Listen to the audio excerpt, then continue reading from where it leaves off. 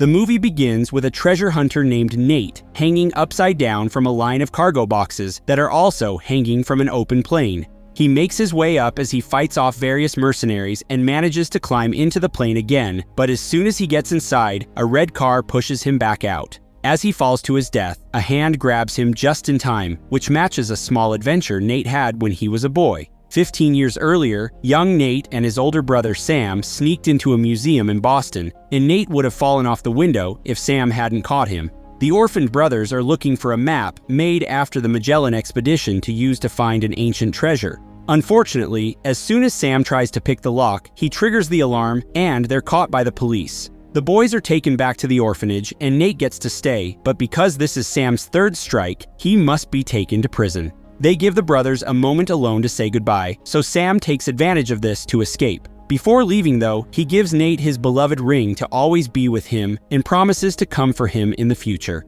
After Sam's gone, Nate finds an empty piece of paper and his brother's lighter, which he uses to reveal a hidden message with words of love from Sam. Back in the present day, Nate now works as a bartender in New York. He also pickpockets rich clients by getting close with random excuses, like helping a girl light her cigarette in order to steal her bracelet. Nate still carries his brother's lighter with him, although it isn't working very well these days. One night, while he's closing the bar, a man named Sully approaches Nate and congratulates him on his pickpocketing skills before offering him to join him on an incoming important job. Nate isn't about to start doing crime with a stranger and kicks him out, only to then discover Sully took the bracelet from his pocket and left his card instead. Wanting the bracelet back, Nate goes to the address on the card, sneaking inside the apartment by stealing the keys from the doorman. Sully's already waiting for him, and to Nate's shock, he's in possession of the original Magellan's map. Nate comments on the legends that say the original trip had been planned to find gold, and Sully confirms it's true. The trip had been funded by the Moncada family, and the current heirs, Armando and his son Santiago, are still looking for that treasure. To help him convince Nate to join him, Sully mentions he was a friend of Sam's and even shows him a picture of his adult self. Apparently, Sam disappeared after they found Magellan's journal, and Sully hasn't even heard from him since. Nate agrees that sounds like Sam because he hasn't been in contact with him either, so Sully points out that looking for the gold could help Nate find Sam as well. Nate still turns him down, claiming the brother he knew doesn't exist anymore. However, when he returns to his apartment, he opens a box he keeps with important memories, which includes postcards from Sam. Nate lied to Sully when he said his brother never contacted him again. He also finds the ring, and after putting it back on, he decides to accept Sully's offer. Sully and Nate meet to plan their first move. There's an auction coming up, and one of the antiques they're offering is a cross that works as a key for the chamber where they've hidden the gold. The legend says there are 2 keys, and Sully already has the other one, so they need to steal this one to get started. After demanding Sully go 50-50 on the gold, Nate uses his free time to study the building where the auction will be held and comes up with a plan. The night of the auction, Sully and Nate see a valuable red car and find out Santiago is also there, so there'll be tough competition for the cross because he thinks the gold is his birthright. He isn't alone though. He's employed mercenary leader Joey, who used to be Sully's partner, and teases him when she sees him. As the auction is about to start, Sully pretends to be one of the buyers while Nate gets the plan ready. Joe notices him moving suspiciously and sends her men to keep an eye on him. By putting his gum on the digital lock, Nate manages to get inside the electrical room. The idea is to cut power so that Sully can steal the cross in the dark. Because Nate's taking too long, Sully finds himself with no other choice but to start bidding against Santiago, even if he doesn't actually have the money for it.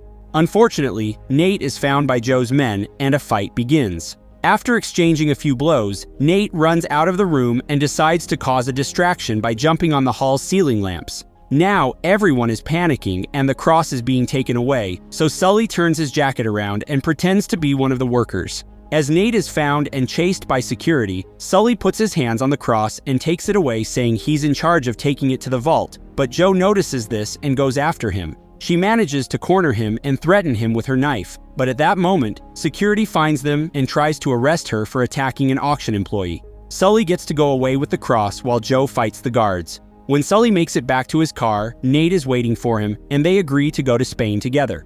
On the plane, Nate gets to look at the captain's journal that confirms the legend. Magellan found tons of gold in the Philippines, hid it in Barcelona, and then told the Moncada family that he found nothing. Following the clues in the journal, they'll be able to find the gold, although so far, the main clue is just a tree. Once they arrive in Barcelona, they meet with Chloe, another treasure hunter that has managed to acquire the other cross. However, she doesn't want to work with Sully, who she considers to be a liar and a backstabber. After she leaves, Nate discovers she took their cross with her and chases her through the streets of Barcelona. Chloe is faster though, and she makes it to her car, ready to escape. Nate and Sully don't give up and convince her to stay by pointing out she may have the crosses, but they have the journal, so they're the only ones that know where to go next. Now, they're all working together. Nate takes them to the place indicated by the clue. It's not an actual tree, it refers to a church that has pine as part of the name and a tree as its logo. Meanwhile, Santiago confronts his dad. Armando has appeared on the news saying he'll give away his fortune, and he confesses the reason for this is that their money is dipped in blood. Unable to make him change his mind, Santiago leaves and goes to see Joe to order her to keep an eye on Sully because he's been seen around town. Back to the team, they're taking a break before jumping on the next part of the plan. While Nate is in the kitchen, Chloe tells Sully she's guessed Nate is Sam's brother and demands that Sully tell him the truth of what happened, but Sully just says he'll do it when the time is right. The next day, Santiago once again tries to change his father's mind about giving away the fortune. Since Armando refuses, Santiago follows him to his car and orders Joe to kill him. When night falls, the team enters the church pretending to be tourists, and Nate is shocked to find the postcards they sell there match one of Sam's. Following the symbols and words carved on the floor and walls, the trio finds a secret button that Nate presses to open a hidden painting behind a Mary statue. When Nate turns it around and reveals a picture of hell, the altar uncovers the keyholes for the crosses. Nate and Chloe use the keys and turn it clockwise first, which releases a series of darts that almost kills them. Thankfully, they dodge just in time and try counterclockwise next, which finally gives them access to a hidden tunnel. The journal says one must stay up in heaven and the other down in hell, so Nate and Chloe enter the tunnel with one of the crosses while Sully stays outside with the other. In order for Sully to know where he needs to go next, Nate puts a tracker on his phone. Now Sully can follow their movements, unaware that Joe is following him too. Nate and Chloe follow a mysterious tunnel that eventually takes them to a nightclub, and Joe's men are there too. By pretending to be a couple dancing, the duo crosses the room and makes it to the bar, where Nate tries to start a fire with Sam's lighter. It fails again, so Chloe starts it for him, and now they have the distraction they need to work on the puzzle carved on the wall behind the bar. Joe's men find them anyway, causing Nate to get in a fight with them until Chloe finally finds another keyhole that she opens with the cross. A new secret tunnel appears in front of them, and the duo gets to escape right before it closes again, leaving Joe's men behind. Following this tunnel takes the duo to a secret door under a fountain, and when they use the key on it, the room begins filling with water. Sully needs to use the cross on the hole above the ground to save them, but the keyhole is behind thick protective glass. While he begins working on breaking the glass, Joe shows up to steal the cross and a fight ensues. At first, it seems Joe has the upper hand, but with one quick movement, Sully turns the tables and throws Joe against the glass, finally breaking it. Then, Sully puts the cross on the keyhole and opens the secret door so the duo can escape, but only Nate comes out. When he notices Chloe has passed out underwater, Nate goes back for her, and once they're both out, Chloe is shocked to see she's been helped instead of backstabbed. This door takes them to a Roman antechamber, where Nate lights a torch using Sam's lighter, though he initially struggles. This chamber is underground as well, and Sully can see them through a drainage grill on the street. He also finds a symbol carved on a rock that indicates both keys must go together to open the next door. Thus, Sully throws the key he has through the grill so it can reach the duo. Nate puts the crosses together and manages to open another mysterious door that takes them to a Roman storehouse. There are 3 giant urns in it, and for a moment, the team thinks they've found the gold, but actually, the urns are full of salt. As they inspect them, the urns suddenly break, which allows them to find a map among the salt.